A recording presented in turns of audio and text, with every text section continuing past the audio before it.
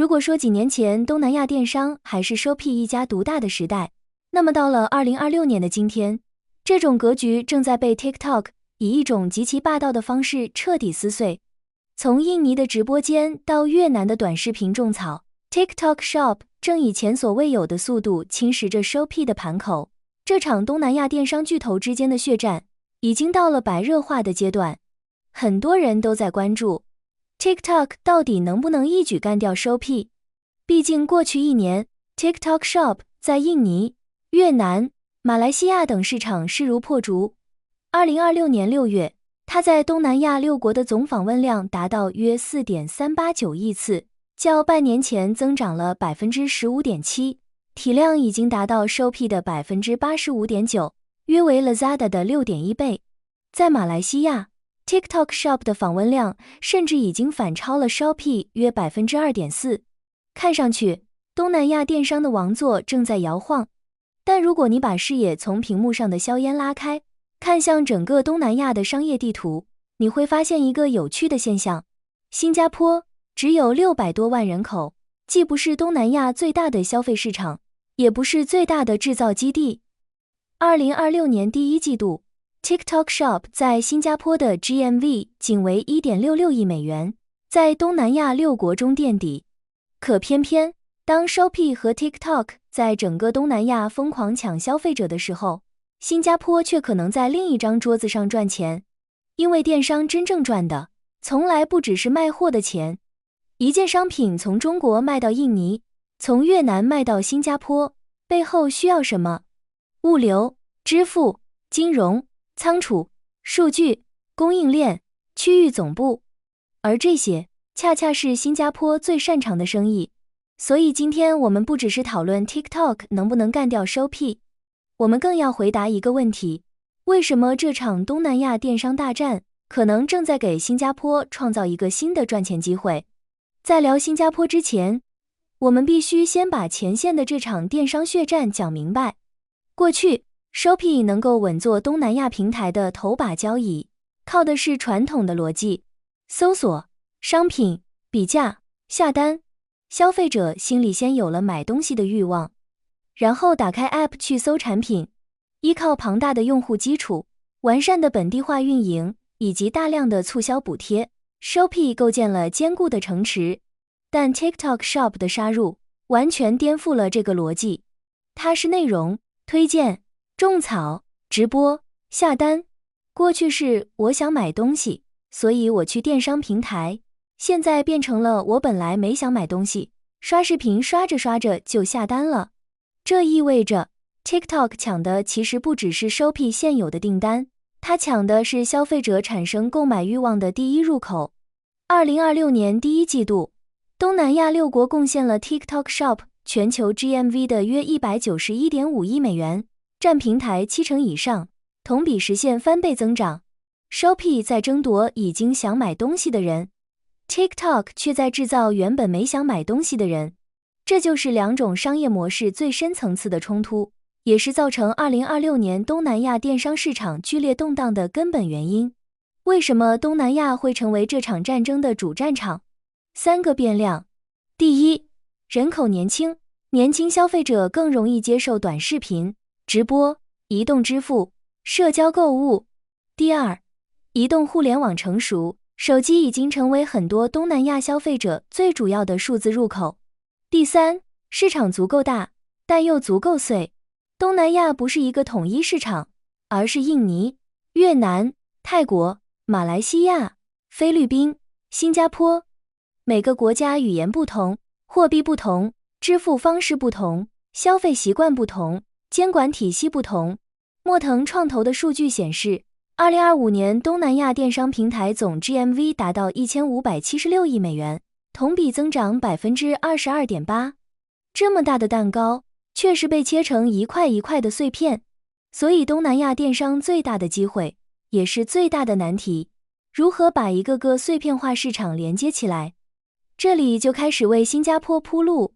如果你只盯着 TikTok 和 Shopee， 你看到的只是电商战争的前台。真正赚钱的战争其实发生在后台，从消费者到平台，到支付、金融、仓储、物流、港口、机场、供应链，再到区域总部。这是一条完整的链条。一笔100新元的订单，到底有多少价值是在商品本身？又有多少价值来自商品之外的服务？而新加坡真正想做的，恰恰不是成为东南亚最大的卖货市场，而是成为东南亚商业流动的关键节点。第一层红利，物流。东南亚电商越跨境化，对物流的需求就越大，特别是东南亚市场地理碎片化严重，卖一件商品容易，跨越多个国家把它稳定送到消费者手里，才是真正的难题。2026年3月，航运巨头马士基在新加坡启用了一个耗资超过2亿新元，占地约110万平方英尺的全自动全球及区域配送中心 World Gateway 2， 明确服务亚太地区的 B2B 和 B2C 电商履约需求。这可不是抽象的讲新加坡物流强，这是全球物流企业真金白银的把新加坡当作区域配送节点。马士基 CEO 说得很直白，全球贸易的重心正在转向亚洲。同一个月，顺丰集团与新加坡樟宜机场集团签署战略合作，要把新加坡打造为顺丰在东南亚的中转枢纽。所以新加坡不是要和印尼、越南抢谁卖的最多，它更像是在赚整个区域商品流动的服务费。第二层红利，支付。一笔跨境电商交易，真的只是付款这么简单吗？当然不是，它背后涉及本地支付、跨境结算、货币兑换、风险控制、金融服务。而东南亚最大的麻烦之一，就是每个国家都有自己的货币、支付习惯和金融体系。消费者在印尼，商家在中国，平台连接多个国家，物流公司又来自另一个市场，这时候就需要区域性的金融和支付基础设施。而新加坡的优势就在于国际金融中心、金融科技、跨境资金流动和区域商业网络。2026年，跨境支付平台 CogoLinks 获得了新加坡金融管理局颁发的大型支付机构牌照，获准开展账户发行、跨境汇款、商户收单等5项服务。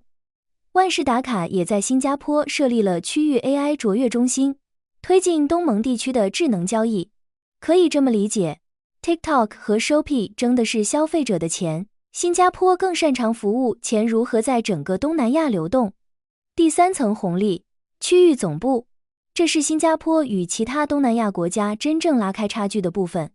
为什么一家企业要同时进入印尼、越南、泰国、马来西亚、菲律宾，往往需要一个区域控制塔？因为企业不能只负责卖货，还需要法律、税务、金融、风控、人才、数据、市场分析、区域管理。而新加坡的价值就在这里。2026年7月，Lazada 集团在新加坡正式启用了区域总部 Lazada One 大楼，唯品会的东南亚官方总部也设在新加坡。大量研究报告明确指出，新加坡可被定位为中国中小跨境电商进入东南亚的首站市场与区域运营中枢。东南亚的消费者分散在各个国家，但企业管理东南亚需要一个相对集中的大脑。新加坡争夺的就是这个大脑的位置。Shopee 扩大业务需要区域管理， TikTok 扩大业务需要区域管理，中国品牌出海需要区域管理，欧美企业进入东南亚也需要区域管理。平台可以互相竞争，但企业对区域总部和专业服务的需求却可能一起增长。看到这里，你就理解了这场大战中最精彩的商业反转。Shopee 赢，新加坡能赚； TikTok 赢，新加坡也能赚。我们可以把未来的发展做成2个情景分析。情景1， Shopee 继续领先，订单增长，跨境物流增长，支付增长，金融服务增长，区域运营需求增长，新加坡受益。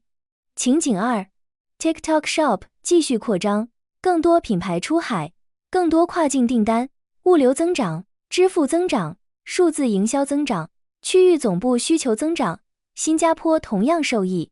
所以新加坡真正聪明的地方，不是猜Shopee和 TikTok 谁赢，而是站在两者都需要的产业链上。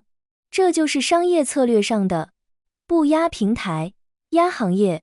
当然，这并不意味着新加坡就可以高枕无忧了。如果只讲优势，难免会落入新加坡万能论的误区。实际上，新加坡面前同样摆着3个严峻的挑战。挑战1，越来越多国家想把价值留在本地。印尼、越南、马来西亚等都在发展数字经济、电商、物流、数据中心、金融科技。新加坡必须持续保持自己的高价值优势。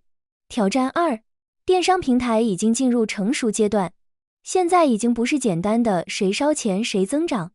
Shopee 和 TikTok 都开始更加重视盈利、商家效率、广告、金融服务和生态变现。2026年7月 ，Lazada 和 Shopee 都在加大对联盟营销的投入，试图用 TikTok 最擅长的社交裂变方式来反击 TikTok。这场战争已经从抢用户升级到了拼效率。挑战3，下一场战争不是直播电商，而是 AI 电商。今天我们看到的是 TikTok 负责推荐种草， Shopee 负责搜索交易，但在不久的将来，可能会变成 AI 替消费者做决定。比如，你只需要对手机说一句，帮我找一双100新元以内，适合东南亚雨季通勤的鞋。AI 就会自动完成需求分析、跨平台比价、信用评估、下单、支付及物流跟踪。到了那个时候，电商平台的入口将被重新定义，真正核心的基础设施将全面演变成 AI 算法加数据基础设施加跨境金融加智能物流。而这些领域恰好是新加坡近年来倾力布局的重点方向。TikTok 和 Shopee 争的是今天的电商流量入口，而新加坡真正要争的是下一代东南亚数字商业的底层基础设施。回到我们最初的问题， TikTok Shop 到底能不能超过 Shopee？ 这个问题的答案固然值得关注，但如果把视野放眼整个东南亚，你会发现平台的王座可能会频频易主，今天的巨头明天也可能被后来者超越。但只要东南亚这片土地上的数字商业还在持续扩张，它就永远离不开物流、支付、金融、数据和区域总部的支撑。而这些高价值的环节，正是新加坡用心深耕的基础设施。新加坡真正压住的，从来不是某一家具体的平台，而是东南亚日益壮大的数字商业蛋糕。平台争的是前台的流量，而新加坡争的是流量背后长治久安的基础设施。这也许才是这场东南亚电商大血战中最容易被忽略却最稳健的赢家。如果有一天 AI 真的接管了购物决策，你觉得东南亚电商的战场会从手机屏幕转移到哪里？是物流节点、数据中心，还是金融网络？欢迎在评论区说说你的看法。